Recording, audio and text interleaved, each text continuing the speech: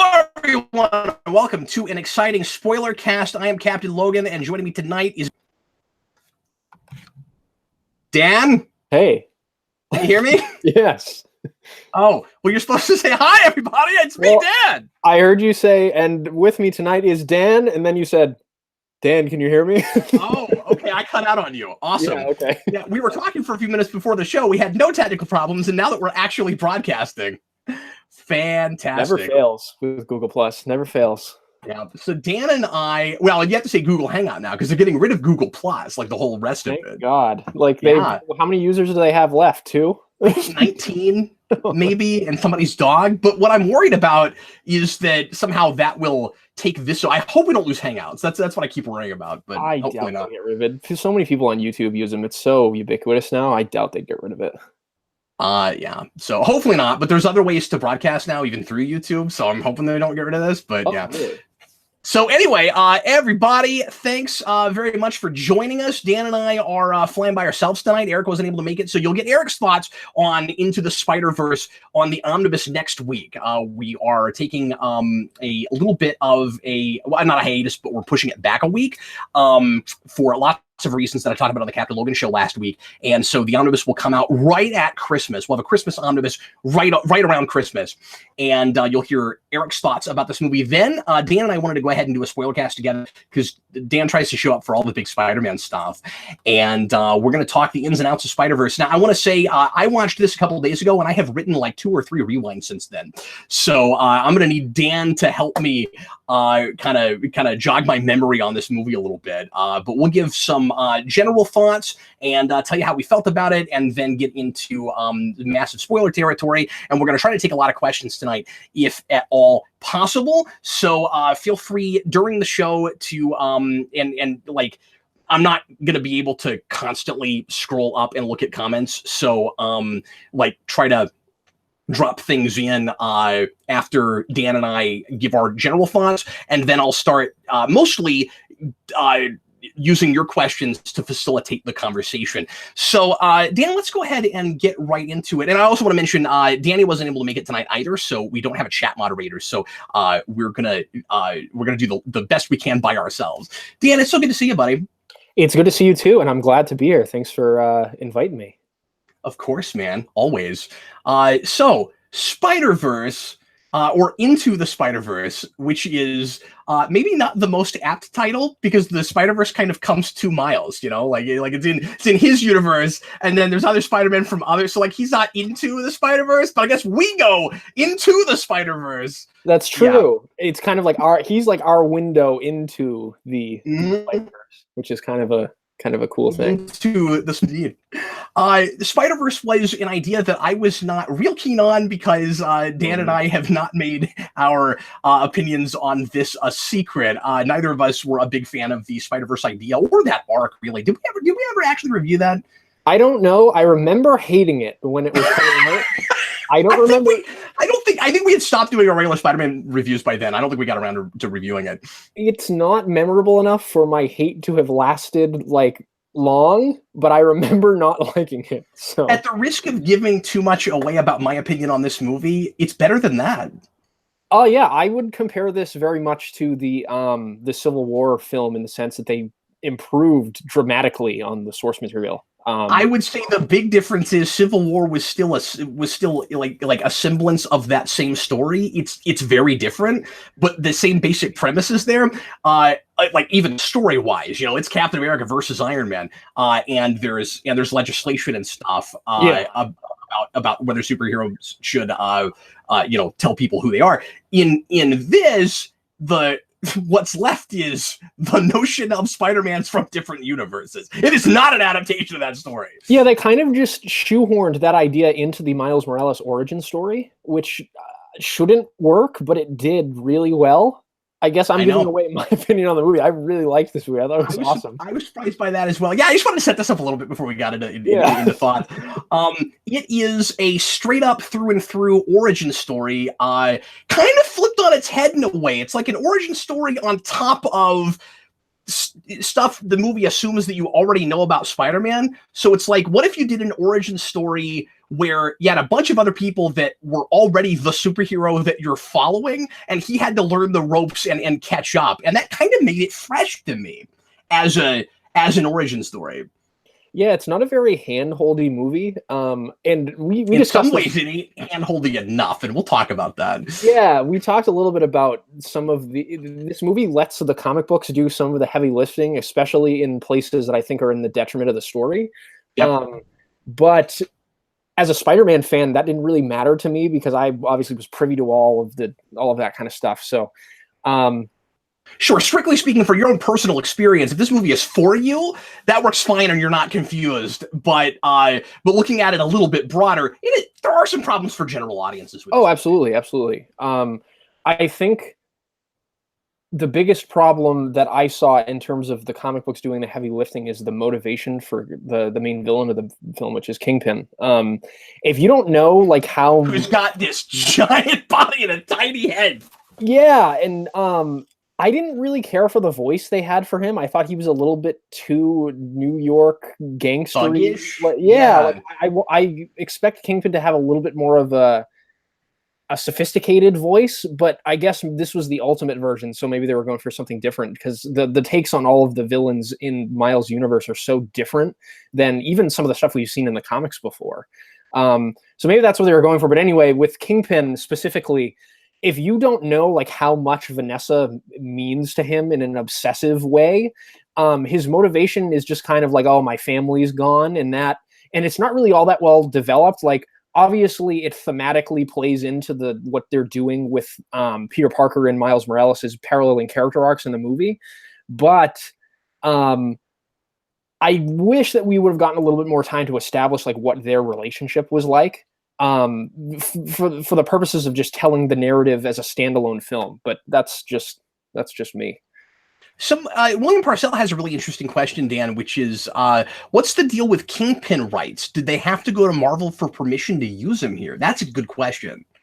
Yeah, I don't know what the deal with that is, because obviously Kingpin first appeared in Amazing Spider-Man, in one of the, I don't remember the exact issue number, but it's one of the old Ramita Lee issues. Are there characters that were split where like Sony would have already because I'd have to read the specific contracts that they signed, and we'd never be able to get access to those, obviously. So, but also let's remember that Fox has used him too.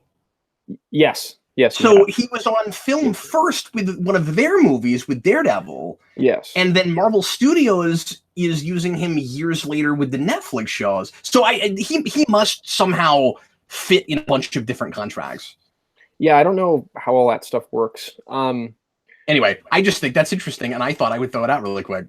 Thanks, William Parcell. But that was the biggest glaring thing in terms of like motivations of the characters. There's some with specifically, like you mentioned, the Spider-Gwen one, where if you're not privy to the fact that like Peter Parker's the Lizard in that continuity, you see like a shadow of it happening, and like general audiences probably won't understand what that really means. Yeah, I felt like there was a prerequisite for some of this movie, and I'm not saying that most of it's not perfectly understandable and enjoyable without knowing comics, but a lot of what appealed to me was that it felt like it was for me as a Spider-Man comics fan, and as a recent Marvel comics fan. A lot of things where I was like, oh, I never thought I'd see that on screen, and that was cool. But it did feel like there was a prerequisite. Like I needed a semester of like Marvel comics class before I came to this movie to some degree. But then you could ask it, because I'm of two minds about it. Like. And I think it would be going too far to call that like just a reference, because it is where it's like, oh, it's an Easter egg. People who know Spider-Gwen will really appreciate that. It's like, but that's her motivation, so you probably should know what it is. But then she is a supporting character, not a protagonist. So is it that big of a deal? Because they none of them are fleshed out. Like none of the backgrounds, and we get that. And this is one of my favorite things about the movie, by the way, is the quick flashes with the comics to people's origins. But let's start this again, and then they give the origins, and then we did it with 3 of them at once. It was hilarious. I love that. And I looked over to Eric after one of them, Spider-Gwen's or something, and I said, I can't wait to see what Spider-Hams looks like. And then it was in the middle of the other three, which is really funny. I kind of wish we'd gotten his on his own and they treated it as real dark and tragic, but it was still really funny. Anyway, that was the thing I liked a lot. But so like we don't flesh out any of those, to be fair, but I think it was maybe more distracting to me because I knew about it, where I'm like, oh, all these people around me aren't going to know that Peter Parker was the Lizard, but none of them probably care or even thinking about it. There was something with Peter Parker that was tragic. Move on. Yeah, and I was the thing with Spider-Gwen specifically, I thought was kind of weird because I would have thought her reaction to seeing other versions of Peter Parker would have been more dramatic if her best friend had died and she was like in love with him and stuff, and then she sees like an adult grown-up version of him. Yep. Like she was clearly in the movie to set up the romance between those two characters, because that's something that Bendis did in the comics, where they went into each other's universes and had like a dating thing. That's clearly where they were going. And for the sake of different kinds of characters and some diversity, and I don't say that as a bad word, but they just, you know, they want a main female character, and that's fine, and that's you know, that's understandable. And Gwen Stacy's the perfect one to pick. I mean, I love Gwen; she's one of my favorites. And I love that costume. That's awesome. I don't know if you've read much Spider-Gwen. I fell off of it because it was too slow. It was like Bendis slow, and I got kind of bored with it. But I like the aesthetic of it a lot. We're jumping all over the place, and we didn't even start with broad thoughts like we usually do. But and maybe we can back off for a second and just do that in a second. But I do want to say that this movie is visually stunning, and I think it is pushing some real envelopes in animation. It is a very unique thing that is unlike anything I've ever seen exactly. Like it is a brand new look and kind of way to try to adapt comics to an animated thing. And I've never really seen this before. And that was one of the things that got me the hardest, where it just felt like I review superhero movies for a living, and it was a big deal to me to see something this original. That really got me. But Dan, what's really interesting is the visual style of it is mostly kind of styled after Spider-Gwen's universe, but we're not in that universe. We're in Miles's universe. And it might have made more sense if we made them the same. Like, I don't know that Gwen, well, because of the Peter Parker thing, I guess you had to. What I was going to say is, I had a thought while I was watching it where I was like, I don't know that Spider-Gwen and Miles really needed to be from separate universes. But I guess they do, just if you're going to base it on the comics at all. I don't know. Yeah, I didn't really think of it as being similar to the Spider-Gwen look, but I think you might be right. Like, I've read the first arc of Spider-Gwen, and I have some of the other trades that I haven't really gotten around to reading yet. But it's pop arty like that. It's not exactly the same, and the color scheme is different, but it's pretty pop arty like that is. Yeah, and I really liked how colorful the film was and vibrant in this, you know, era where we try to just mute the color of everything in live action and make it drab and dark looking. I was very pleased to see a movie that was this unabashedly colorful. I don't know how, like most other animated movies, because I don't really go see a lot of the children's animated movies that come out, other than like what Pixar puts out every once in a while if they make something that I think looks interesting. But yeah, I was really surprised at how kinetic and like the animation. It didn't look cheap, but it also looked very articulatable. You know, animators talk all the time, but you can't make the character designs so detailed that it's impossible to make them look like they can move in a natural way. I don't know, like I was really impressed with all of that kind of stuff. It was really cool to see. Yeah, in exactly the right way, you can tell that this was made by the guys who made the Lego movie, because they took, and I don't know if you know that, but this is Lord Miller. Yeah. Miller's name isn't on the script, but he's a producer, and Lord co-wrote the script. It has that frame rate loss like the Lego movie does, and it's doing it for a different reason. You know, there it's supposed to look like stop motion, and here it's supposed to be because they want you to feel like you're watching a movie and reading a comic book at the same time. Mm-hmm. And I think that really works. There are a lot of there's some stuff that's a little bit inconsistent that I will nitpick about in a minute, but I like the way it kind of sometimes does sequential comic art in a moving thing, and it works. Like, I think Ang Lee would love this movie and would be kicking himself in the head for not thinking of some of it. Well, I mean, it would be interesting to see these. I'm sure The rumor now is that Apple is going to buy Sony and the rights are going to revert back to Marvel with Spider-Man. That news story came out today or yesterday or something. Yeah. But if that doesn't go through, or it does go through and Marvel decides to make sequels to this, it's going to be, I'd like them to see, like, have these guys take on like some of Marvel's other characters too. Like, make a Hulk movie that's like this. Yes. Yeah. Okay. So let me back off now for a second, then we'll start taking questions. Sure. Let's both back off for a second and just give like our most general possible feelings about this movie. While I was watching it, I thought it was kind of genius. And when I left, I decided it wasn't maybe quite as good as I thought it was. It really got me in the theater. Some of that is because of really clever dialogue writing and the fact that it is actually a real story and Spider-Verse doesn't take over. In fact, I think the Spider-Verse characters are underutilized ultimately. I was afraid they would take over. I don't think we do enough with them, which is one of my big complaints with the movie. But that's kind of a testament to it because it really is Miles' story, and it's a good origin story, and it got me because on a technical level, and I don't know that it will, but on a technical level, and this might be going too far and sound hyperbolic to people, I think this movie should change everything. I don't think live action is even necessary anymore. I left the theater saying, let's just do them all like this. And I'm not saying that I don't want that I no longer want live action superhero movies, but like it didn't make it. And obviously I love animation in general, but like the crowd we saw it with, no, it wasn't like we were watching a cartoon with people. It was like we were watching another regular live action superhero movie. And it's not too kiddie. There are some places that go to cartoon land, but like it's got real guns. We see Kingpin like murder a man with his fists. Yeah. Like it's all the ways that really matter. It's not a cartoon, and it's kind of not too adult with a capital A of a superhero movie, but it still felt credible. And this is the way we should do movies that we know we can't get away with doing what we really want to do in live action. I think. I'm not saying that they should have made it like this, obviously, after 18 live-action Marvel movies, but if the Russos could have done Infinity War like this, some of the more weird stuff that I thought was too watered down wouldn't have been watered down. They would have gone there. And I would be surprised if you disagreed with this. This is how you do a Doctor Strange movie.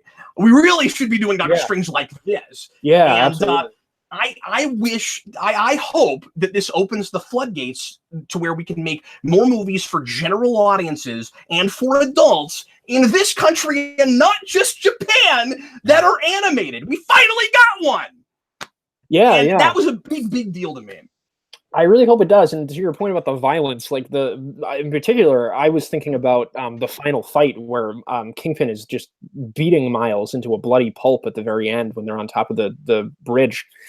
You could really feel the weight of all the hits in that fight. It was really brutal. I was surprised that they went. And this goes to the really zany, silly places with Spider-Ham and stuff like that, and it integrates it all. When people say you can't do Fantastic Four on the big screen, they need to watch this. Yeah.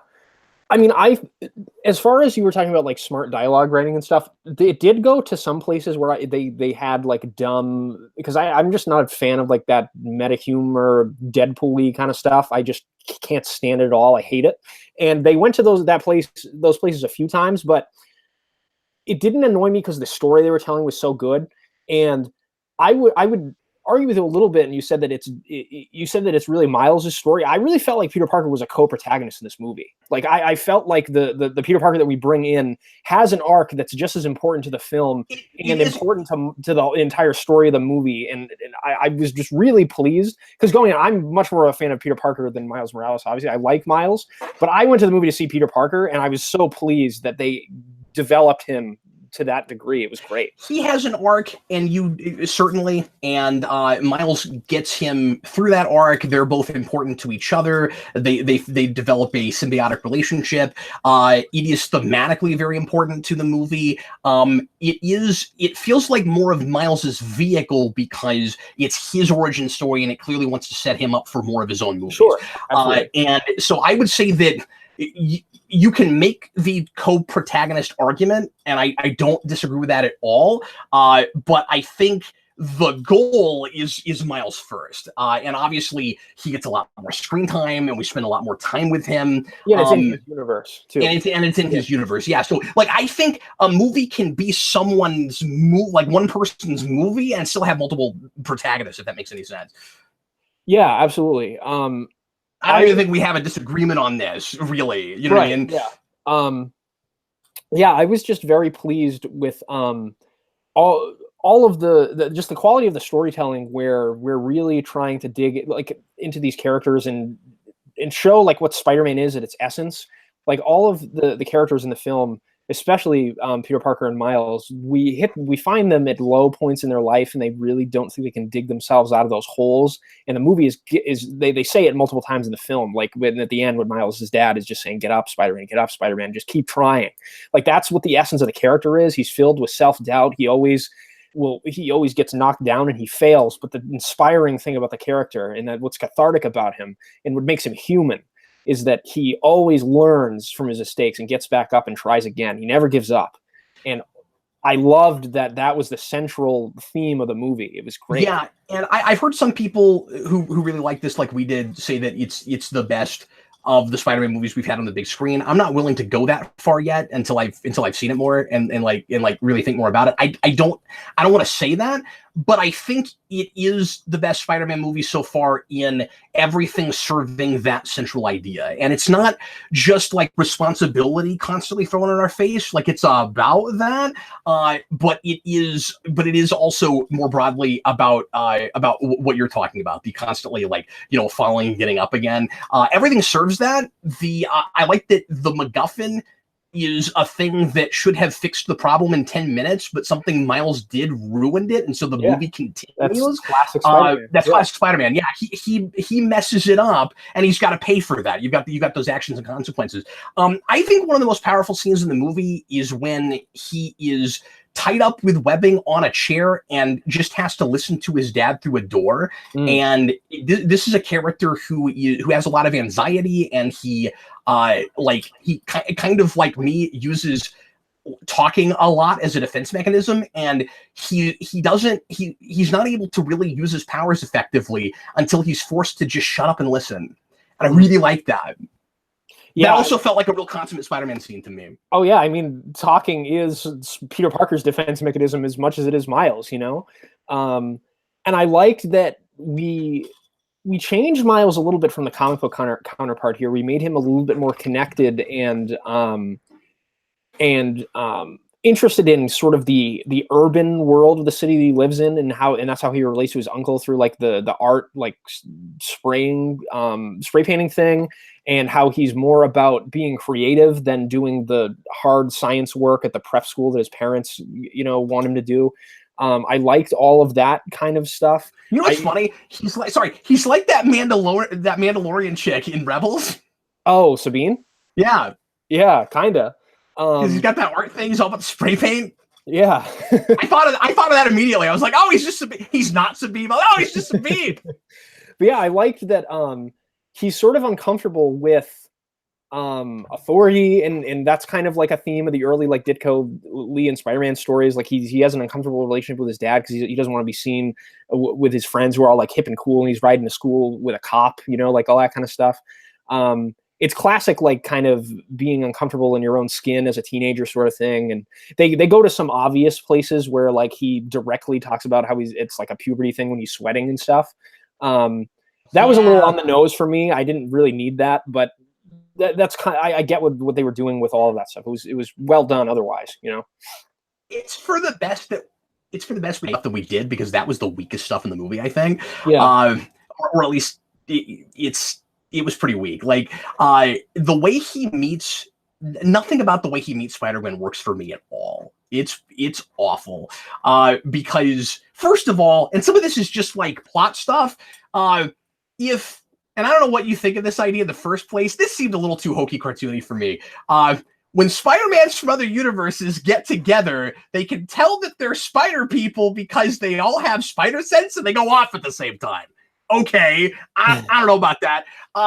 But why doesn't it happen with them when they first meet? Oh, I guess just because they're not supposed to know who each other are yet. And then later it all happens with all 6 of them simultaneously. Oh, yeah, I didn't think of that. You're right. That doesn't really make any sense at all.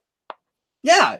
Like, just so that we can have them not know each other and it's a mystery for a while. And then do we really have to, you know how I feel about little origins, like origins for little minor things? Mm-hmm. This is not Ghostbusters bad, but do we have to have like Miles is trying to figure out the sticky thing, and then he gets it on her hair, and then the hair comes out so she can have that hairstyle. She's a punk rocker. Just have her have that hairstyle. I don't understand.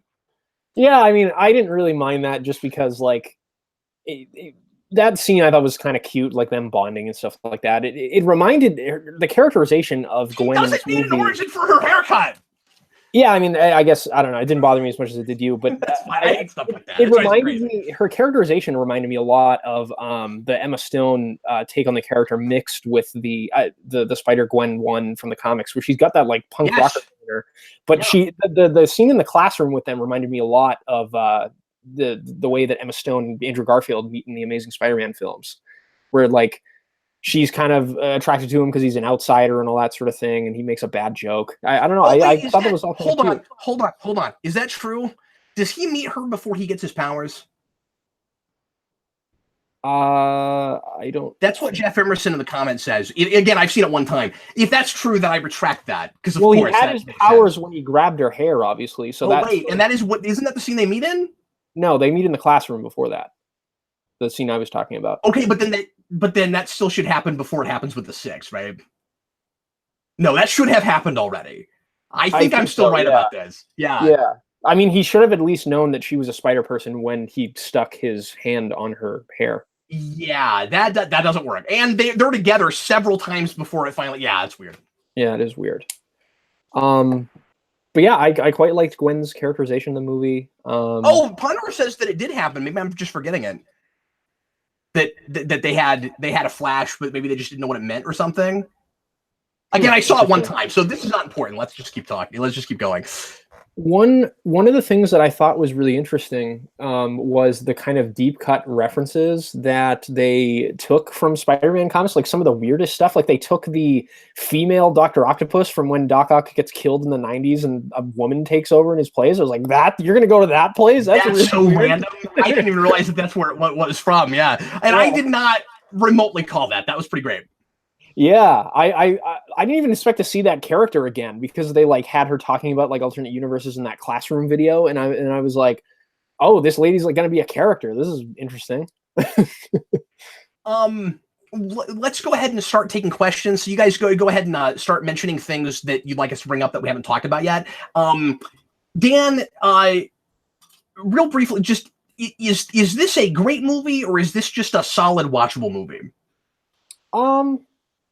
I think it's probably somewhere in between those two things. I wouldn't herald it as like the great, like I thought a lot of people saying it's like the greatest Spider-Man movie ever. And like, I think it's one of the better ones. I don't know if it's good enough to be like better than, in my opinion, like Spider-Man 2. And I really like Homecoming a lot. I know everyone hates the Amazing movies, but I like the first one quite a bit. I like the first one. So like, no, I think that's one of the best origins we've ever had for the character. Yeah, like I don't know.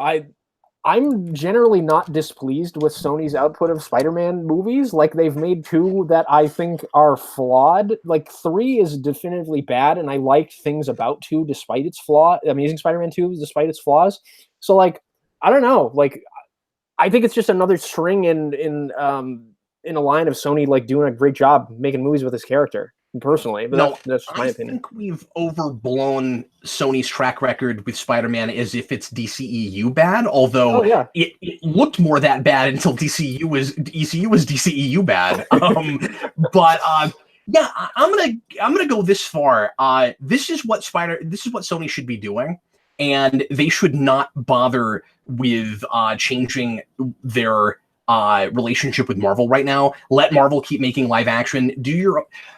Because people are liking this and they're already planning more. And this is assuming, as you said, that nothing happens with Sony getting bought out or something. But I don't know if you know this, but like after the reaction to the trailers, they just, because somebody does this, and this is a thing they do like Warner's, they immediately started greenlighting more of these.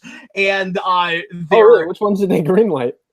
They want to do a Spider Women movie with I think Silk's supposed to be in it. They want to do like 3 Spider Women, and they want to do, of course, another Miles Morales movie. And so like they want to run off and do some different things in this universe. And we don't know if some of the things they want to do will still be big screen, or if they want to go to television with some of it, which is not a bad idea. But like they have a really easy built-in right now shared universe that starts the way I think DC should have started theirs, with a team that you then branch off and do other things with. It's got verse in the title. It's already about a multiverse. Like, this is what they should be doing. Just make movies with any Spider character you want to. Make them all animated. It's cheaper. You clearly have proven that people will go see it. I don't know how big this is going to be, but it's going to more than make its money back at the very least. This is what they should be doing. And forget a Venomverse, forget like like shutting down, and like they can make a good sequel to that, but like forget about shutting down their contract with Marvel. It looks like what they want to do, and I don't know if I'm right about it, is to bring Marvel Spider-Man to them and then make their own. Don't do that. Just make these. I agree, and one of the more popular things that people have been saying in the comments is a 2099 movie, and I think that absolutely needs to happen. I'm going to be irritated if the 2099 movie is just another Spider-Verse thing. I didn't like that stinger. Like, the voice was good. He looks good. 2099 is my favorite costume. I want to be excited about it. But did it have to be another universe? It should be the future of one of the universes we've been to already. That's what I think. Because that's what it is in the comics, and it's more interesting that way. If he comes from, because I don't mean to say that things have to be just like the comics, but if it's the future of Miles's universe, that's just more interesting because it's a future that may or may not happen, and he comes back, and it's like, is my universe even going to happen? More than that, Alchemax is in this. Yeah, their signs were all over the place, and that's where Kingpin was making. That's where the spider comes from. Yeah. I saw a bunch of people in the comments talking about the Green Goblin design and praising it. I don't know what you people are smoking. I would love to. I would love to have some of it because I thought the Green Goblin design was horrifically bad. I hated everything about it. But then again, I hate the ultimate design for Green Goblin with a burning passion because I am a purist when it comes to that character. I want someone to just put the real Green Goblin in a movie. Why have they not done it yet? It's so annoying. Jeff Emerson says he disagrees that the post with what I said about the post-credit scene. Says it's hilarious. It is funny. I didn't want to do that with 2099. I wanted that to be like a real setup for that future, instead of him going to the like 60s cartoon universe. Like that's funny and all, but don't do it with 2099. But that's, I don't know. That was just me. Yeah, I mean, I'm gonna keep an open mind, like to see what they end up doing. I wonder if they're gonna make like a Spider-Verse sequel, like in addition to some of the spin-offs they're gonna do. It sounds like that's what they want to do. I think. Okay. Yeah. Cool. So then, if they really want to, we can see Morlun, because yay! I like Morlun. He's cool. See, but the problem is I've only experienced Morlun from Slot, and after that, and I don't like. That's not true. Maybe I read a little bit earlier. The first arc of JMS together where he shows up. Yeah, well, I didn't read enough of that run to not still feel like dumb or like weird about the totems. I still hate the totems thing. I still hate Morlun. I haven't read enough of it to have probably the right opinion. But anyway, well, there's no right opinion about it. I know. I know. But everybody says great things about that. I just have only read the setup, and I don't like the setup. So that's fair. But yeah, to your point about the Green Goblin costume, the bigger issue for me, I mean, yeah, like the bigger issue for me is he's not Green Goblin at all, right? Like we have one scene, he's kind of a henchman for Kingpin, and then he's never mentioned again, and they set him up kind of like he's maybe gonna be important and part of the story, and then we never see him again. And if Kingpin is using him and he's working with Kingpin, or did something happen to him? Because I don't know why he's just using Tombstone the whole movie if he's got if he's got Green Goblin. Honestly, I just hope he's dead so we don't have to see that design ever again. Personally, I just hope he's dead. That's fair, but he just kept going, Norman! And I'm like, well, yeah, I know that's what his name is supposed to be, but this guy is clearly not, Green Goblin. Yeah. But then I feel weird, like, criticizing that kind of stuff to some degree, because it's like, well, it's not 616. They're doing, like, alternate versions of things. Here's the really nice thing, okay? Yeah. It's hard to be too invested and have too much of a of like an angry knee-jerk reaction for me with anything they put in a Spider-Verse movie, because all they have to do is go to another universe and you might get the one that you like. They can't ruin anything. All they have, I hate this one. They go to it, but then they go somewhere else and they can do something like, okay, maybe you think this Kingpin's stupid. They can do another Kingpin. You don't know. Like, that's kind of cool. Yeah. I just think they had Dr. Octopus have like a major, like, Dr. Octopus in the movie was very relevant to the plot of the movie. And I don't know, I just feel like maybe they're just leery about the fact that they've done Green Goblin like twice in the live action movies already. That was a cameo, is all that was. Yeah, the Green Goblin design from the comics is so good in like on the page, and I think it would translate really well to animation in a way that obviously it has not yet in live action. So I just looked at it as kind of a missed opportunity. I was like, oh, that's how we're going to do the Green Goblin? Like, hopefully they do it better down the line, obviously, but I suppose we'll have to see. Dan, let's go ahead and start answering some questions as promised. Jeffrey Patron, Captain Logan and Dan, who were your favorite Spider-Men /women/ham? And good to hear we finally got a good animated U.S. film. See, it's difficult for me to pick a favorite because I feel like I almost have to go for two different categories. Because when you have two really well fleshed out protagonists that have their own arcs and the movie's about them, I can't really compare them as much to characters that we're just sort of introduced to and then help out and leave. So just as far as like designs and ideas and how they were, I guess, like superficially, on a more superficial level, like brought in and handled, I guess my favorite is still probably like the older 35-year-old Peter Parker, just because I've never seen that exactly, like a Peter Parker that's kind of, washed out and jaded and doesn't want to do this anymore. He's got like a lot of stubble and he's divorced, and like that just from an idea place I like a lot. And then Noir is a lot of fun, certainly. Oh yeah, Noir was hilarious. I loved him. He was awesome. He's talking about like beating up Nazis and like confused like cubes. That guy was awesome. One of the funniest things in the movie to me is that he's black and white and he's colorblind. Yeah. So he picks up a Rubik's Cube and he says, "Is this purple?" And I lost it. I thought that was hysterical. Well, yeah, because like if you go and read the Noir comic books, like the two miniseries they did of that version of the character, they're all in black and white. Still. Yeah, they're pretty good. I like them a lot. But yeah, he I liked a lot. Obviously, like Spider-Gwen was cool.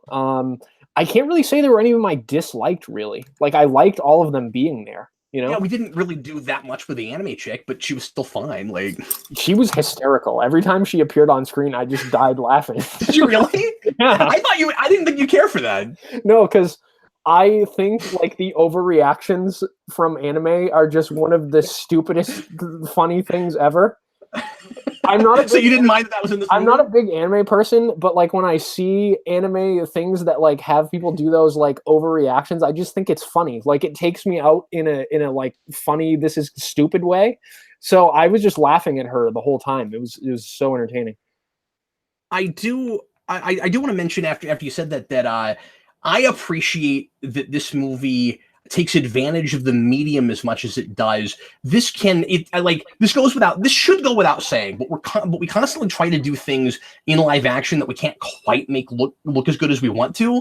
And I'm not saying that you shouldn't try and you shouldn't push envelopes and stuff. This is a movie that cannot be made any other way. And you've got all these animated characters that stay in their own respective styles. And I think it's a better representation of the multiverse idea because nobody has to look different when they're brought over from another place. Mm-hmm. That's true. Yeah. Like it can stay all in their styles, and that works really well. we'll answer some more questions in a second. Let's also take this opportunity to back off for a second and talk about just how we felt about the way the multiverse idea was handled. Because again, we didn't really want it in the first place. Do you think it was necessary to tell the story they told? I mean, I guess for just Miles's origin, maybe not, but you wouldn't get the 35-year-old Spider-Man. So I guess you do have to have it. Yeah. I thought it was handled as well as it probably could have been. Obviously, like, it's not like I wasn't chomping at the bit for an adaptation of the Spider-Verse or whatever, but I don't know. I didn't really have a problem with it. I was more into the character arcs of Peter and Miles. That was like the ground of the movie that really had me and had me invested and entertained by the movie the entire time. It feels like a studio mandate that is handled thoughtfully. Mm-hmm. Where you're given an assignment, and instead of turning in a C- project because you didn't really want to have to do it, you just run with what they told you to do, and you make as good of a movie as you probably would have made if you didn't have to do that. That's what it felt like to me, and it feels a little bit shoehorned in, but then it kind of works, and they use it thematically, and I was really impressed by that. Yeah, it reminds me of like the best of what happens when you get editorial mandates with creative writers, when they're working in comics. You hear all the stories about like, Claremont and like some of the people that were working at Marvel in the 60s, 70s, and 80s, getting these weird editorial mandates and having to acquiesce to them. But like they ended up telling some of the best stories that are classics and are adapted in all of the, various mediums that superheroes have been translated into. It reminded me kind of that sort of thing. It was really impressive. William Purcell, do you think the future Miles films won't deal with alternate universe stuff going forward? We need to have him be on his own, completely as a hero dealing with villains and stuff. I mean, here's the thing. I think you can have your cake and eat it too on this. I think you can have elements of it without every story having to be a big multiversal story. And we do that in the comics a lot these days, and it doesn't really bother me that much. Spider-Gwen is often hanging out with people from other continuities, and they have devices that let them jump between universes. I don't have a problem with that. Every movie shouldn't be the multiverse is at stake, and I appreciate the fact that even their first like Spider-Verse movie, it still felt like relatively intimate for being that kind of a thing. Like it wasn't just let's have an excuse to try to destroy the multiverse. It just kind of used the multiverse like as an excuse to get these characters together more than just somebody is trying to destroy it or kill all the spider people or something. I like that Kingpin's motivations were not like, I want to destroy the multiverse for some reason or kill all the spider people or whatever. Yeah, I think at the very least, I would like to see Spider-Gwen show up in some capacity in future Spider-Man Miles Morales sequels, just so they can pay that romance off and develop it. And I wouldn't be surprised if they went to... I never read the second Spider-Man miniseries, so I don't know if this was paid off in a satisfying way, but I remember the cliffhanger at the end of that was that they found there was a 616 version of Miles Morales who was like a different character. I wouldn't be surprised if they brought in like a doppelganger of Miles Morales from another universe that's like some sort of interesting take on the character that he would be horrified by or something like that.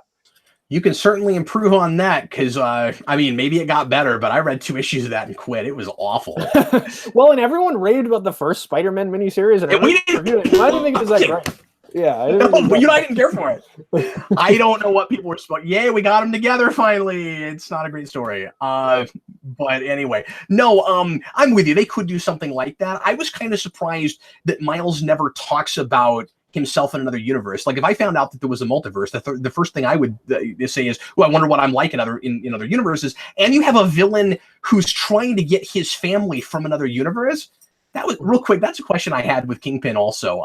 You get toward the end of the movie, and the multiverse is all like coming together, and you've got and he sees his family from another universe, and his wife doesn't want anything to do with him, but like there are other ones, right? Like it's not just her. Like maybe there's one that does want to have something to do with him. How does he know? Keep looking, Kingpin. Do your homework. Just keep looking. Yeah, you found one. What is your deal? Like we got 6 spider. Also, did I miss something? Why did these 5 other spider people show up in the first? Like, we opened up the multiverse, but why did spider people show up? I think the idea was like the machine was built in that universe, so they got thrown into it or something. I don't know. Okay, I don't think it was thoroughly explained enough to have a definitive answer. But that's like, were they all investigating it, or is it like a fate destiny thing where like their spider senses brought them together? Because there's a line about that, and I wasn't sure what that was about. The spider sense is like the Force now; it binds together all spider people. And see, when all their spider senses went off at the same time, I went, "That's not how spider sense works." Well, we kind of forgot how it works in general. So I know. I was just making a I know, but like in other things lately, I've seen people use it in ways that like it's not really what it is. That's true. Yeah, laugh at my joke. It's a good joke. Thanks. Okay, let's do some more. Let's do kind of like Joe says, because it's the title of the film. Cap. It's Into the Spiderverse. Well, duh. Pay attention.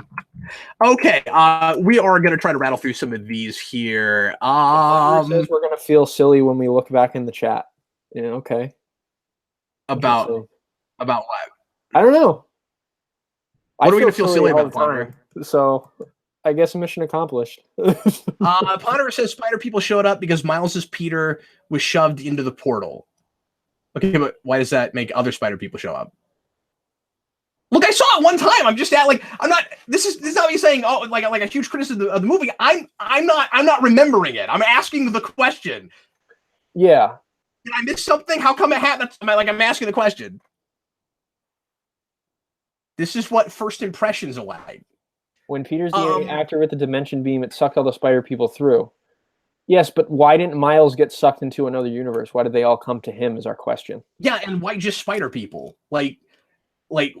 Why didn't it suck in like the mailman or a dog, or like why spider people? Well, they're saying the beam searches by DNA, so people with spider DNA.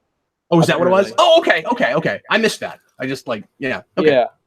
I figured there was an explanation. I just didn't remember it. Okay. I'm seeing a whole bunch of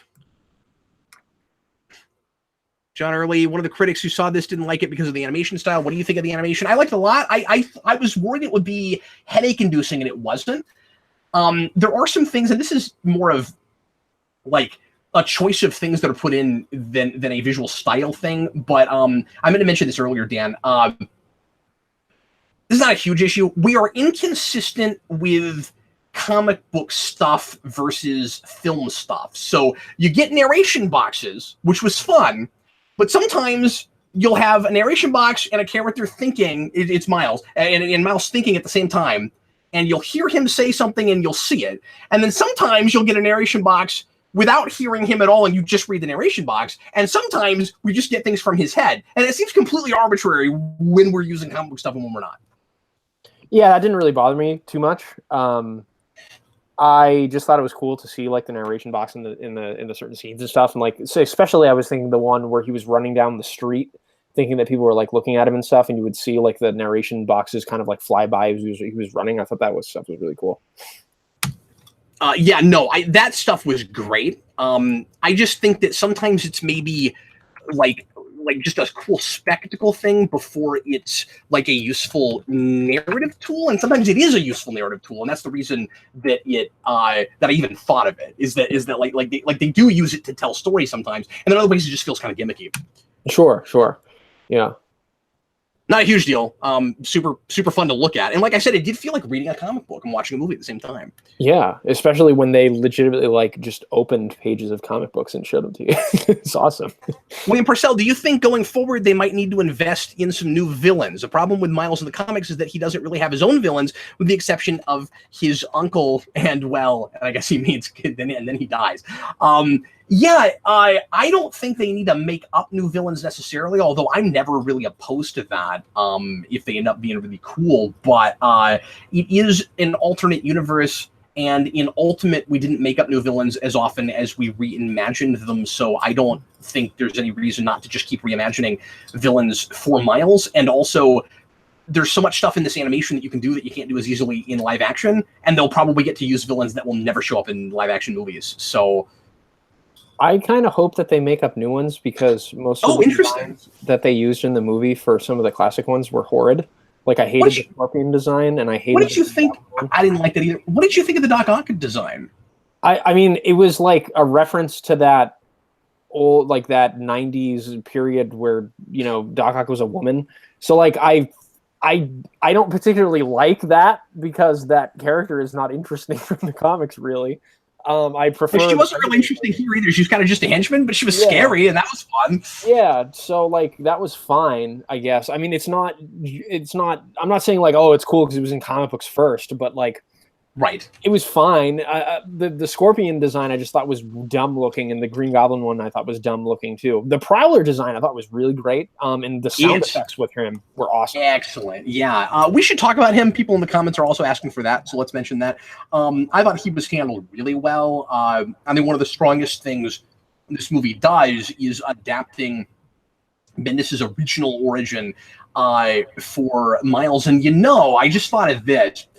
It is like, again, because Ponder was kind of arguing with me in the comments about this a little bit earlier. He was like, well, to not use Spider-Verse would be to just do a totally different story. But I submit to you that I bet this, I could be wrong, I bet this started as, well, let's do a Miles Morales animated movie, and then somebody at Sony said, well, it's got to be bigger than that, or it will be hard to sell. Like, I bet somebody said it should be Spider-Verse, or it should have more Spider people in it.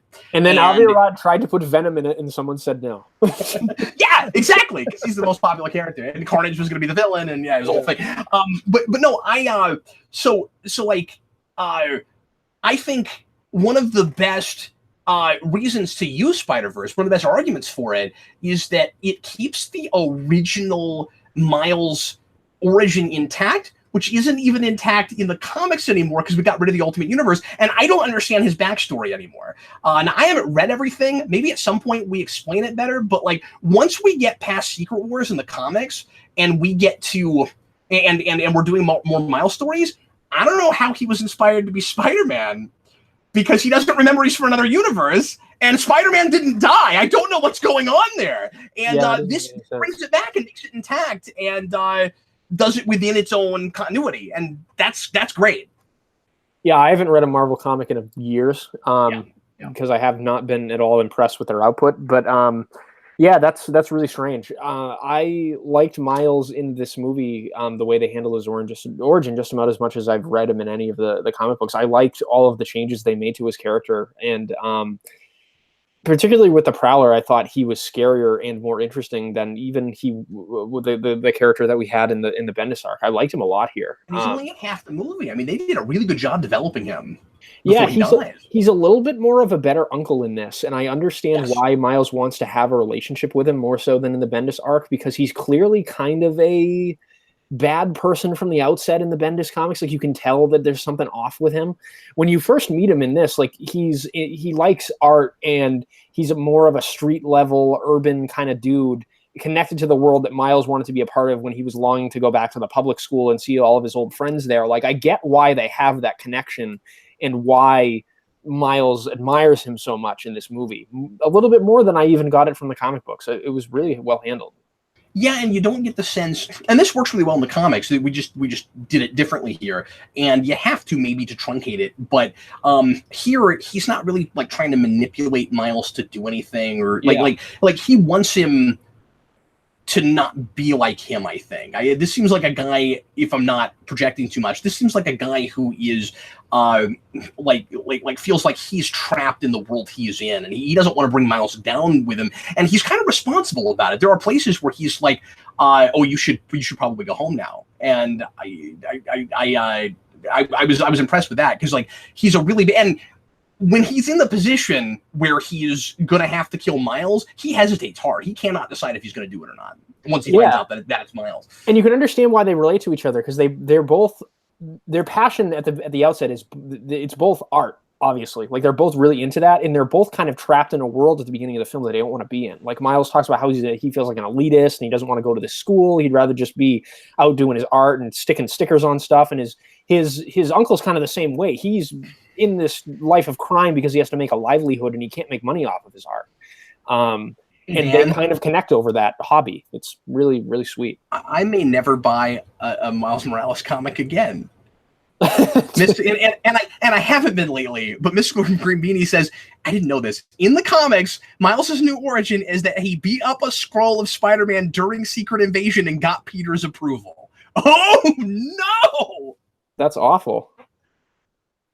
Uh-huh. That's just dumb. Well, I'm glad we have this. Wow. That's good. I also like that Miles has a kind of like mildly rebellious activity he does with the spray painting thing, and they don't treat it in the movie like he's doing anything illegal, which is weird because like I would think that some of that you're not supposed to do, but he's running off with his uncle and he's spray painting things, and that the design of all that stuff looked really good, and it looked like people did their homework to see what that art scene is like, and I like that a lot. But in the books, the idea is that Miles is kind of constantly worried that he's going to go the direction his uncle went because, and like it's a nature versus nurture question, because his dad for a time was mixed up with his uncle's criminal stuff, and then he split off, but the uncle stayed, and Miles is afraid that he's destined to do the same thing, to turn into his uncle, and it could go there with this too, I think. Yeah, and they say that his dad, there's a line in the movie about how his dad used to run with his uncle, and they used to do all that kind of stuff together, and it's interesting, like Miles is resisting so hard being like his dad, and a responsible adult and all that, and by the end they kind of end up being in very similar positions. He really does become a mini version of his dad by the end, and I like especially the scene where he hugged him at the very end. I thought it was really, really sweet. The Ponderer asks if we did not discuss this, how we feel about the possibility or confirmation that Peter Parker is 616 Peter. Did somebody come out and say that was the case? If that's true, you called that, because Dan and I were talking about this earlier over text, and I was like, I kind of have reservations a little bit about, and we haven't talked about Chris Pine's Rich Man Blonde Peter Parker much. We should talk about that, but I had reservations about the fact that the Peter Parker in that universe wasn't closer to a classic, Ultimate or 616 Peter, even though we get something more like him that actually inspires Miles. I go back and forth on it a little bit, but it's interesting if that is supposed to be him, and it's just the 35-year-old version, and then it's just supposed to be like a future, Yeah, I mean, I thought it was clearly supposed to be that version, just because of all of this, he just seemed like the classic Spider-Man to me. Like, I don't really understand. Like, so I've heard some people say they don't like it that he was like washed out because of the marriage and stuff. And to me, like, when the marriage was broken up in the comics, the fact that there were no consequences for that happening was a problem. Like, that's why Brand New Day was bad. So the fact that they like addressed that and did something with his character is good, in my opinion. And Spider-Man is a character that's all about like being filled with self-doubt. Amazing Spider-Man number 50 is one of the most lauded classic Spider-Man stories, where he like puts his costume in the trash can and walks away. Like, that's what the character does. He gives up for a little while, and he gets back on the horse after something inspires him to go back.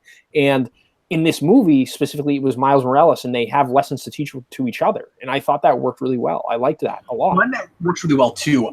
It's just, I don't even know if it's a problem. It feels a little funky to have a Spider-Man movie where at no point do you see like just the regular Spider-Man you're used to already. So when you say like, it's clearly that version, well, yeah, but the way something like a multiverse would work is you could have a character who had the exact same experience 616 did, but he's 10 years older now. Like, it's still an alternate version of the guy. And it's just, it just is a little bit weird that we don't actually see that anywhere. I can't decide if it's a problem. I didn't think it was 616. And somebody brought this up, and William Parcells says this is what the writer said. I need to look that up and see if that's the case.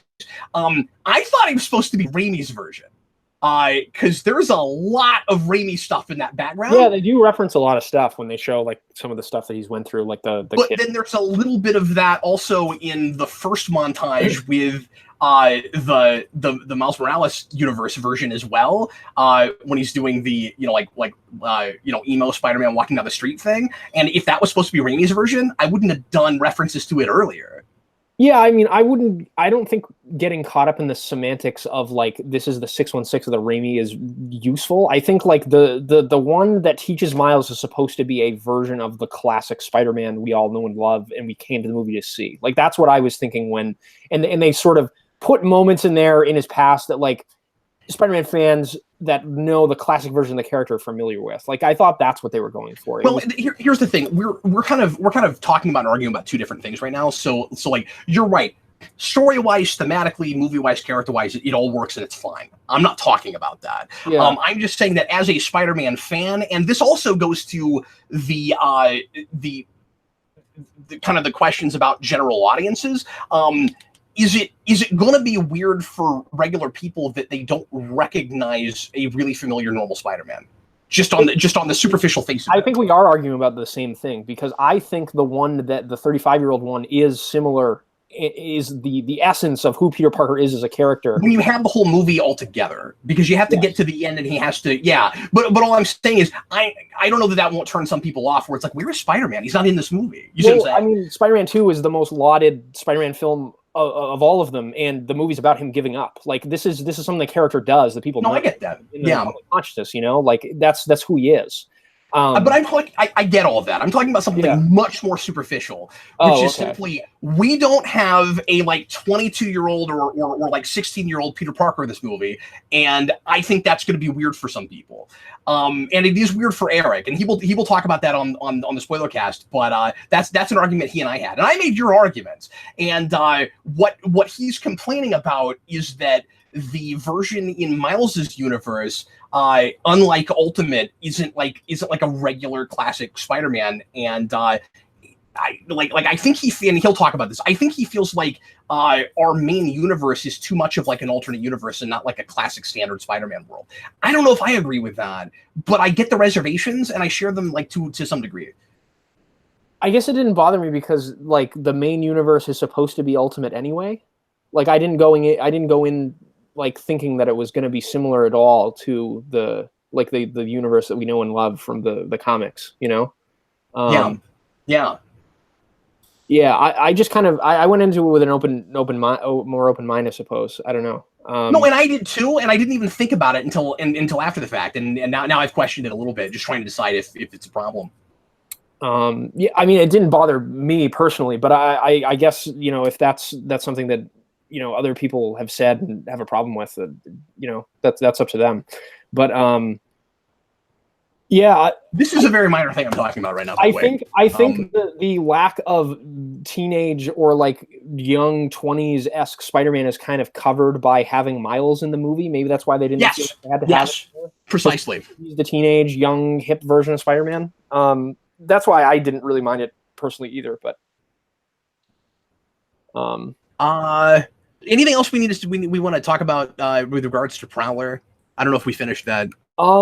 Just like reiterating the fact that I don't know if it was supposed to be the score or his equipment making that big like noise whenever he would show up, but it was like really intimidating and scary and awesome. Whatever that noise. I want to go listen to the score and see if that's in the score. Yeah, I want to see if it's like Man of Steel, where the big machine of Man of Steel, the like dubstep machine, it's in the score in Man of Steel. I wonder if this is. Yeah, because I couldn't I was thinking to myself when I was watching the movie, like if that's like the sound that his suits made, he is like the most ineffective cat burglar-y character of all time because he just makes like this giant noise whenever he walks into a room. Which when you do it, it's funny, but in the movie, it's not. Ultron 563. Do you guys wish there was a conversation, or more of a conversation, between Peter and Gwen, especially since they acknowledged that Gwen had her own Peter that died? Yes, that was an issue for me. I don't like that 35-year-old Peter Parker sees and fights with a Gwen Stacy, and he has no reaction to it whatsoever. Yeah, I thought it was rather strange that when like the romance between the two of them was going on in the bus and Peter was listening to them, like he had like a smile on his face, but I kind of expected them to do some sort of reference to the fact that like that's how he felt when he fell in love with Gwen when he was a young man or something like that, you know? Mention something. I mean, like, I guess we don't even know if this version of the 35-year-old Spider-Man ever fell in love with Gwen Stacy. Like the only love interest we know he's with or has been with is Mary Jane. So, I mean, I don't know.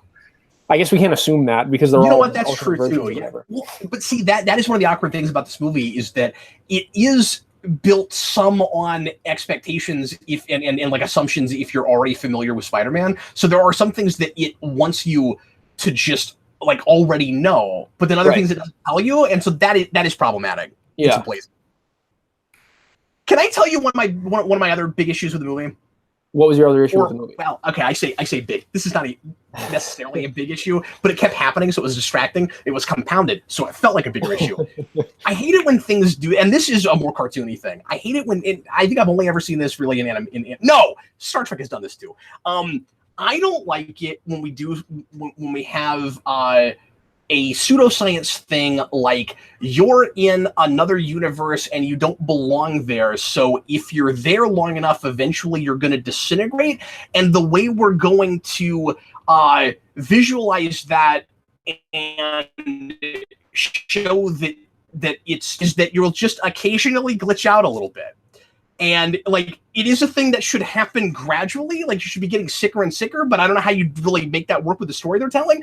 The bigger issue is they keep conveniently making it happen whenever anybody talks about it. Like somebody will bring it up, and then somebody glitches out. It's like thunder when somebody says something dramatic. And then there's one bit toward the end where all six of them glitch out at the same time just to remind us this is happening, and that's stupid.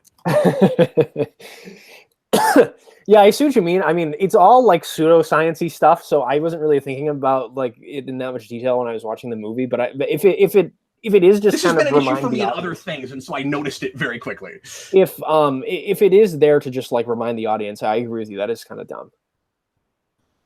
Do you agree with me that the other five Spider characters, or I guess the other four Spider characters, aren't as utilized as they could, that we don't do as much with them as we could be doing with them?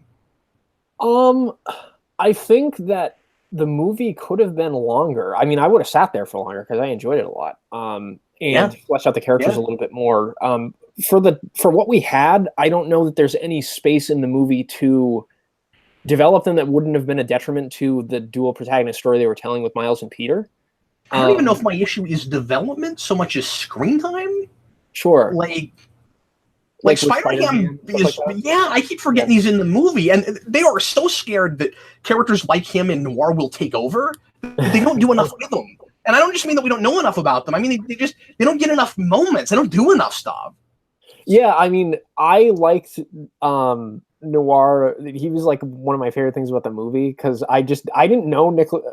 Or maybe I knew and forgot about it, but when Nicolas Cage showed up as the voice of the character, I was like, "This is amazing!" Yeah, because I love Nicolas Cage, and that felt like one of those. This was the only person who should voice this character kind of roles. Yeah.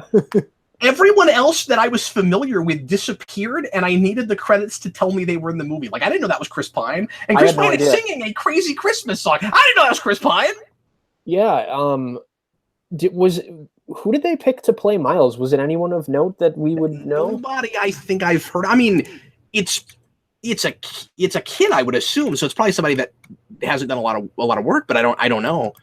I've heard some people speculate. Shameik Moore, who I've never heard of.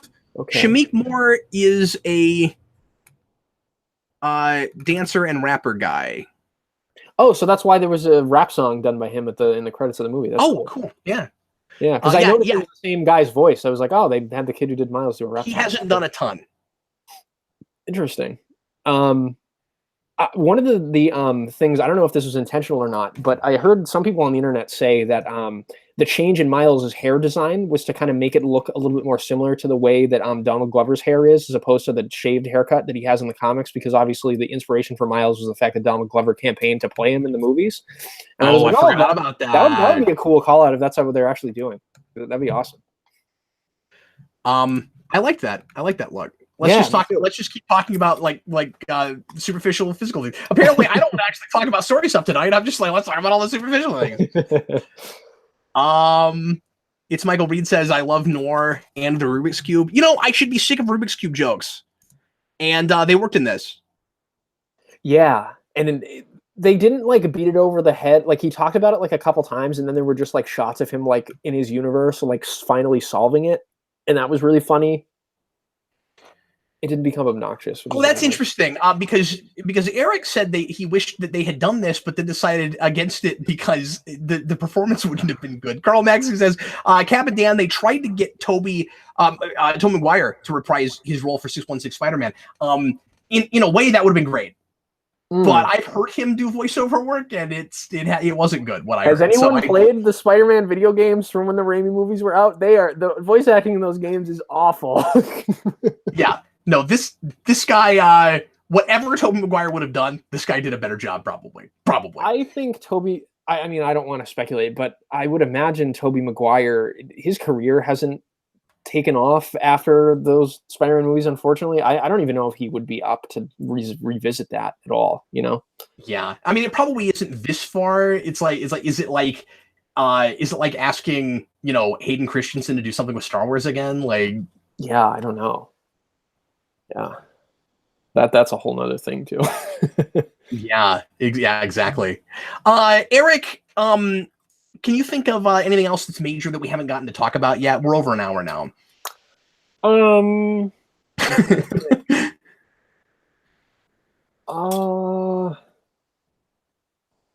How did you? Sorry, go ahead. I just thought of a thing to talk about. Go ahead.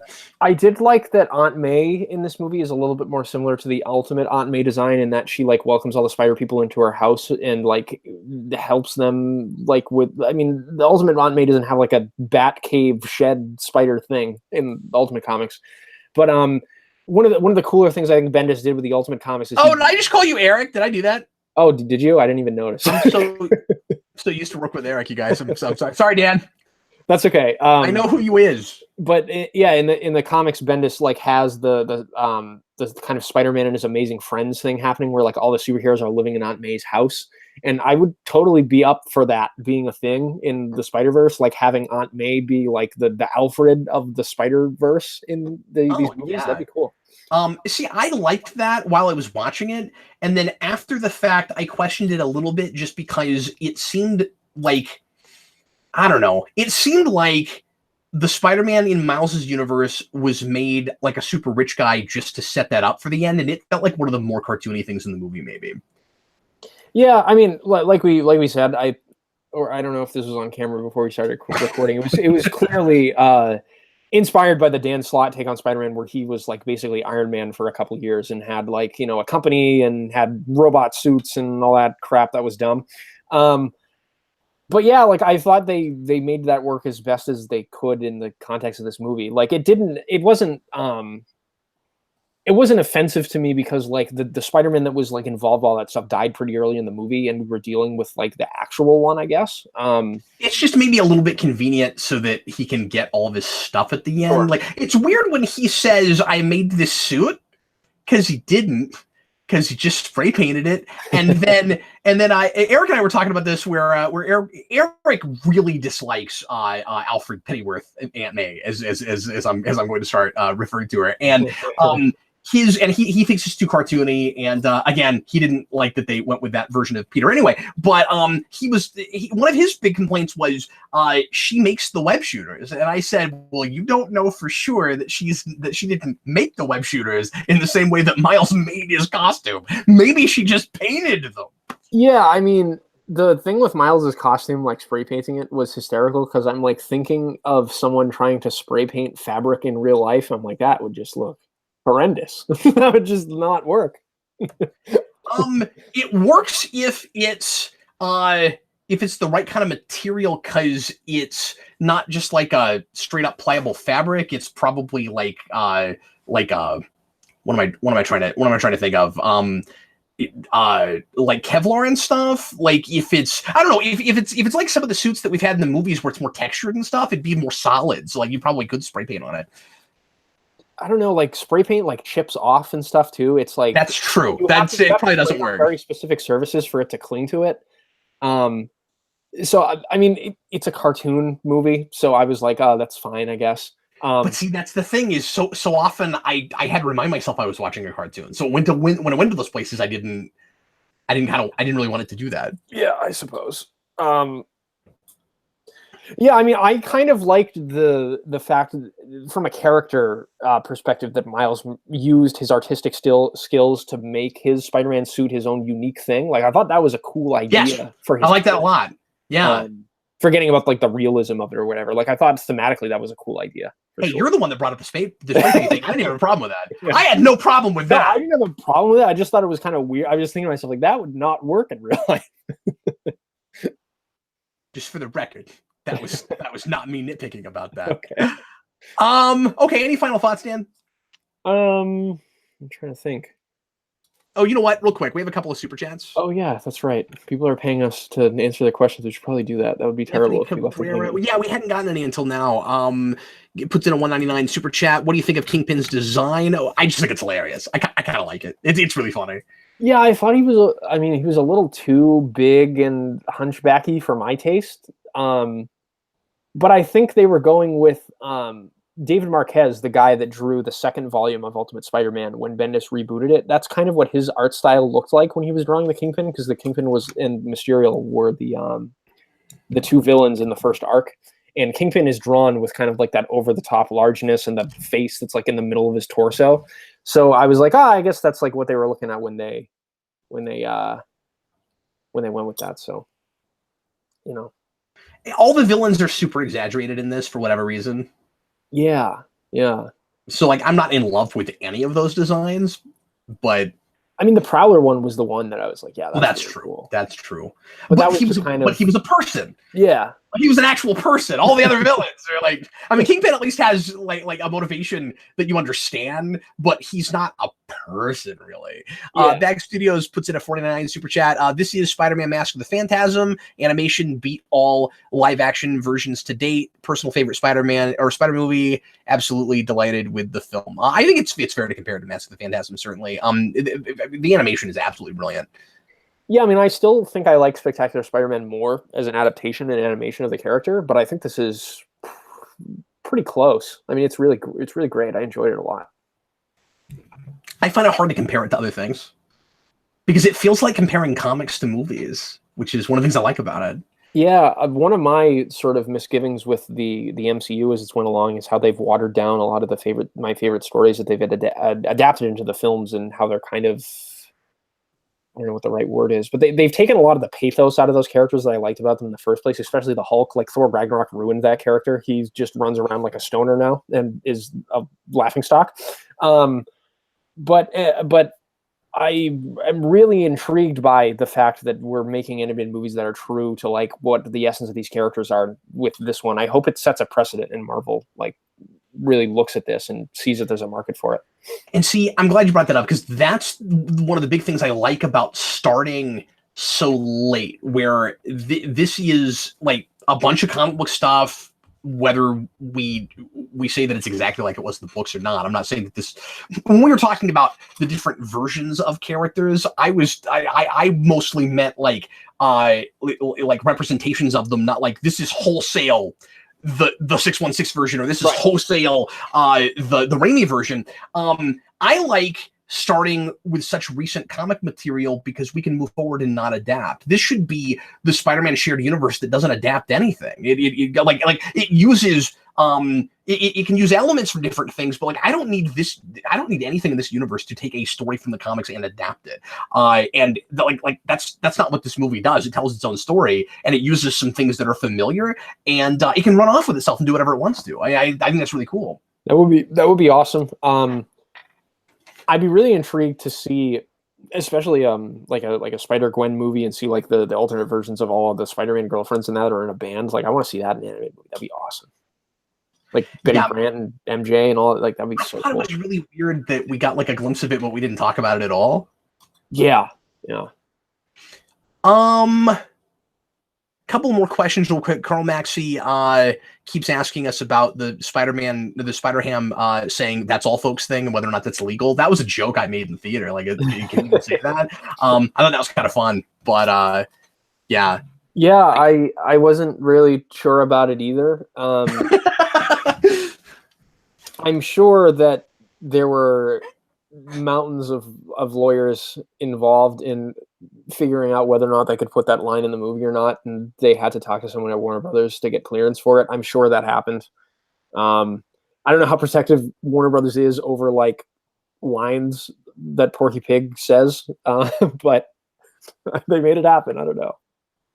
It was funny. Like I said, I wanted Spider-Ham to do more stuff. I thought it was hilarious at the end when he gives Miles a hammer and says it fits in your pocket. I thought that was really great.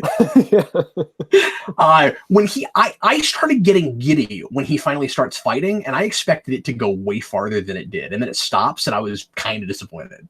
Yeah, when the anvil like fell on the Scorpion's head, like I was expecting like some crazy cartoon stuff to start happening after that, and it didn't really. But Eric suggested he's too powerful, and that's maybe the reason they didn't do too much with him. Because it was like, well, he's a cartoon character. He can kind of do anything he wants to. Yeah, I mean, I haven't read a ton of the Spider-Ham comics, so I don't know like how powerful he's supposed to be or whatever. But I guess that's probably true. I'm trying to like I didn't get a great sense of what exactly he was capable of in this movie. Yeah, because you're right. He doesn't really do a lot, so maybe he could just win this conflict in like 8 seconds, and he just doesn't for some reason. I don't know. Dash and Scan says the animation in this is really similar to the Rocket and Groot miniseries. There's a Rocket and Groot miniseries? Is he talking about comics or because there's now I'm trying to remember because I know there's a Guardians cartoon, and I thought I heard something about them spinning that off into its own thing, but I don't know if he's talking about comics or something on TV. So that's not a thing I'm familiar with. Is the Guardian show one of those terrible shows on Disney XD, like Avengers Assemble and it is, and there's a Black Panther show now. And, there is, interesting. Or there's and Hulk Agents of Smash, that show, which ended real quick, yeah. Mm-hmm. And then the last thing is a bunch of people are asking us to mention the Stan Lee cameo. There is a Stan Lee cameo. Yeah, I was really touched by the thing at the very beginning of the credits where they had a tribute to Lee and Ditko. I really liked that they did that. That was really nice. Yeah, that is maybe one of the classiest dedications I've ever seen in a movie. Yeah. And we didn't even really talk about the whole, like, Spider-Man can be anyone, and we are all in some way kind of Spider-Man, like, message of this movie, which I thought really worked, and was like the way you make Spider-Verse matter thematically. I really liked that. It could have been really heavy-handed. I thought it really worked. And then to tie that to the dedication, where he says, and like Eric took this more as talking about like geeks and nerds, but like I thought it was more connected to like the theme of the movie. Like when it says, thanks to them for reminding us that we're not the only ones. Like I thought that was like directly related to the theme of the film. Oh, I agree. I think that's what they were doing. Just saying that, like, when Spider-Man's a character that's often isolated from other people because of the things that he feels like he has to do that to be a responsible person, and the kind of relatable thing about the character is everyone in their life at some point has felt isolated from other people and like they don't fit in, and the kind of message of the character is, even if when you go through the trials and tribulations, you're going to be able to get up, you'll put yourself together, you'll be able to move forward, and you're not the only one that goes through these kind of things. So. Yeah, and like we all have some degree of power. We all need to balance that with responsibility. Like in some way we are. It's the message is not, or at least it shouldn't be. There's one scene that I think is kind of problematic, but like the message is not we can all go out and be Spider-Man. It's that like if you got spider powers, Dan, you would have to deal with the same things that he's dealing with. And absolutely, there is a scene toward the end with the voiceover where he says something about like you can put on the mask because he did, but he got bit by a spider. So like, no, you can't. I don't know why he said that. I don't like that line. It's not a big deal, but it's weird that it's in there. Yeah, and it's the message, of course, is specifically tied with the speech that Mary Jane has at the beginning of the movie when Miles is in the crowd, and then like the guy kind of like leans over to Miles when he thinks she's talking specifically to him because he had the spider powers, and he's like, I don't think she's talking specifically about just you. That was one of the funniest things. Yeah. I died at that line. That was really funny. I don't think she means you specifically, dude. It's pretty cool. I love this movie. I thought it was absolutely wonderful. I have a bunch of minor little issues with it that do not all compound to make it even remotely not good. I don't. Again, it's difficult to compare it to other Spider-Man movies. But it's really quite good. Yeah. Lord and Miller seem like they're getting a lot of work because of they've like blown up recently. They got hired to do like every geeky property. It seems like they got Star Wars, that didn't work out, but they got Spider-Man. They got and that didn't seem to hurt them at all. No, not at all. weren't they even supposed to be involved with like the Flash movie at one point or something like that? Yeah, I think so. Yeah, so they've been involved with like a bunch of this comic booky like geeky stuff, and I hope that they don't get like so big they don't have time to come back and like do more of this stuff because they are like great at this. They need to like. Well, it would be cool to see them as like the architects of this as a multiverse. What's interesting is the Lego movies are a multiverse, and they are the architects of it. And we could be seeing these guys as the only other people in the world that can make a successful shared universe. And both in animation.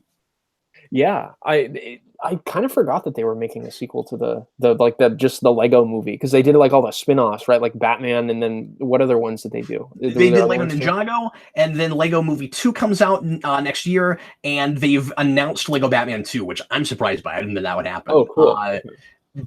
Yeah, so and that is all technically a shared universe. Like they haven't had a ton to do with each other yet, but like yeah, Batman was a spin-off. It is that same character, and the Lego Ninjago thing is in the same universe, only in that like it's in that style and it's clearly still kids playing with Legos.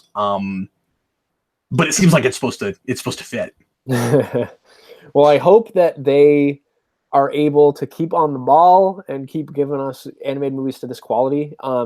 Someone in the previous comments mentioned like that this is like the first great American animated movie that like we've gotten, and I don't think that's true. No, I think outside of like what Disney and Pixar do, like this is a pretty impressive effort. You know, like DreamWorks and like some of the other animated studios will put out stuff like Shrek and like How to Train Your Dragon and stuff that like people like and are successful and are pretty good movies. But this is like the first one I've seen that I feel like is up to the same quality. I mean, like I liked the Shrek movies when I was a kid. Maybe if I went back to them, I'd say like, oh, this is as good as Toy Story or whatever. But yeah, like I thought this was like on the same level of quality. And like I can't think of another Sony Pictures animated film I've seen or was interested in seeing. Really. I should mention that this is an idea I kind of dismissed when it was announced. Yeah. It sounded like a direct-to-video thing that would just wind up in the theaters and that no one would see. And I figured it would be maybe like the, Clone Wars movie or something, which everybody really hated.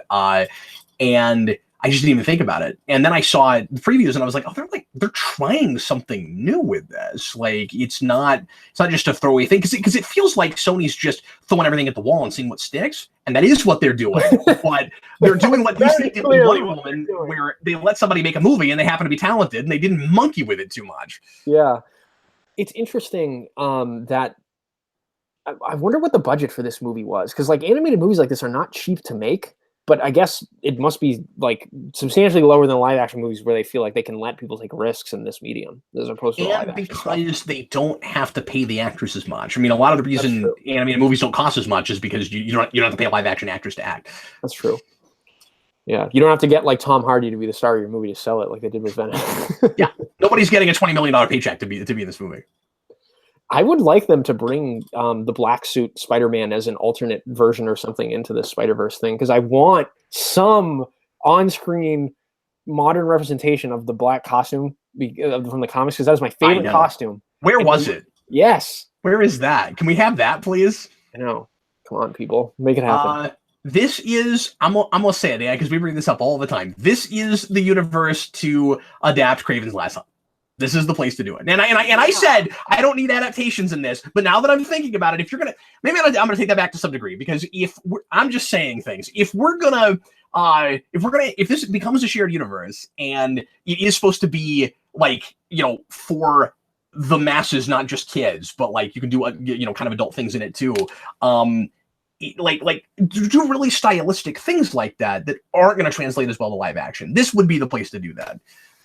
Yeah, I mean, I think it would be so funny if they went like all out with it, made it like a rated R, like gritty, like animated Kraven's Last Hunt movie. Dude, I'm not convinced that it wouldn't sell. I think it could do great. You think so? Yes, I do. Especially if this gets traction, like if this gets a reputation. It looks like it might. It's got 97% on Rotten Tomatoes. Has an American studio ever made like a rated R animated movie and put it out in the theaters before? Yes, certainly. Really? But it's few and far between. It doesn't happen much. Yeah, Cool World is like that. Like, it doesn't happen much, but it does happen. Yeah. And I don't know. I just really think that this could change things. I don't know if it will, but I think it can. I think it could.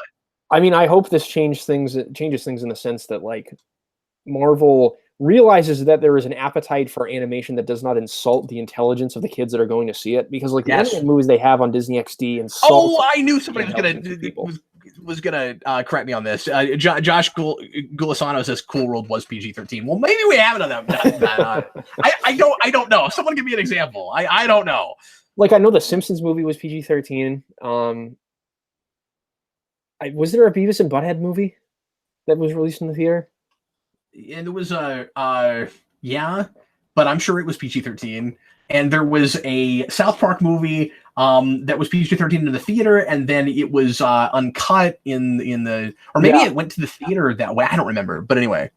I love the South Park movie. Oh, the Aqua Teen film was rated R. Oh, and I guess. Oh, Heavy Metal is R. Of course it is. What are we talking about? Of course. Oh, I've never seen Heavy Metal. Oh, Heavy Metal is very important. I don't know why I didn't think of that. Yes, of course. Heavy Metal has lots of nudity in it. It's very rated R. And then What am I talking about? That CGI animated movie with Seth Rogen in it. Thomas Edgeshill, The Killing Joke doesn't count because that was a Fathom Events thing. Like, Fathom Events puts lots of things in the theater that are direct to video and not like theatrically released. Like, that doesn't count as a theatrically released thing. Sausage Party was R?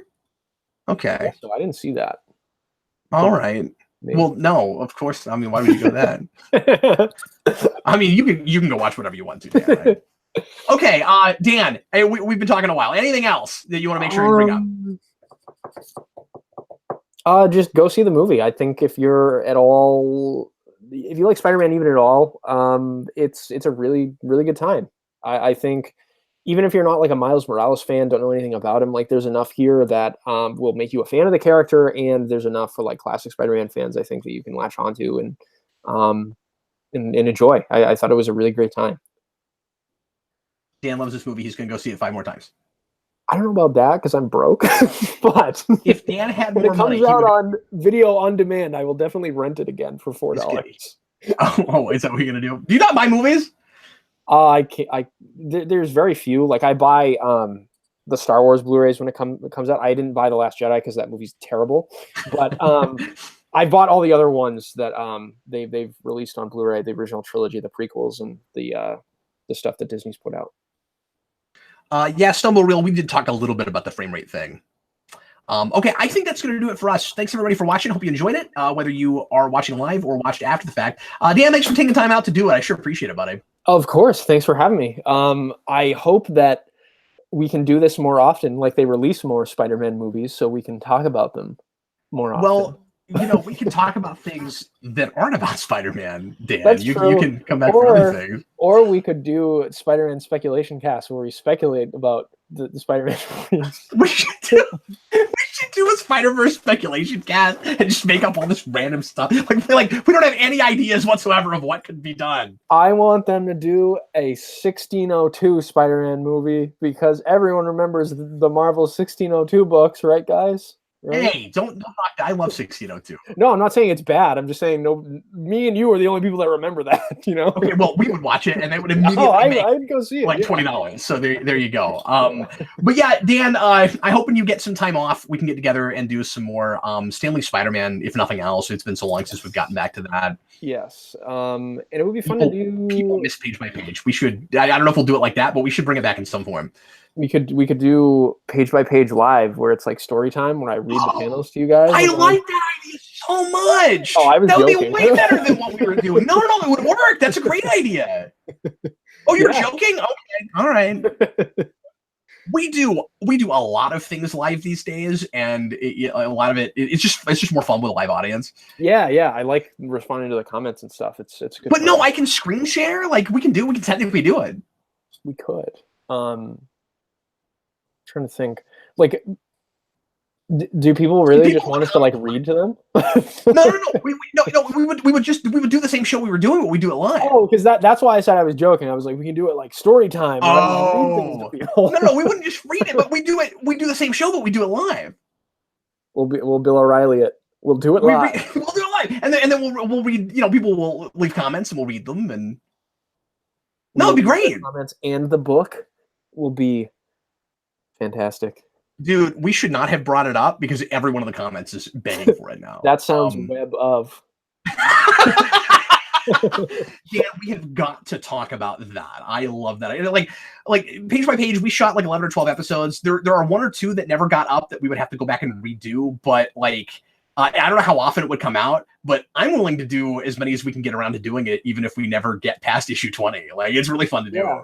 I think it would be fun too eventually to do some of just like the classic arcs from like the Stan Lee run, or like some of the stuff later in the 70s after Stan Lee leaves. Like, obviously, like Death of Gwen is a good story. We could do like the Green Goblin saga, like the parts of it that are good. Some of the Doc Ock stories, like all that stuff. Death of Captain Stacy, like all that stuff would be fun to do. We have 2 videos on the channel now about the death of Captain Stacy. I'm not sure how that happened, but we have covered that. Really? I did it once on my own because I bought the trade on a whim, and then I did that. And then Eric.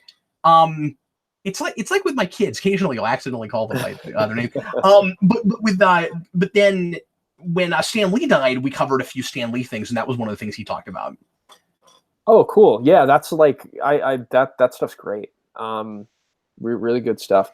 Oh, someone's asking with a super chat if I have thoughts on the Spider-Man PS4. My thoughts are that I can't play that game because I got an Xbox and a Switch, and I don't have a PS4.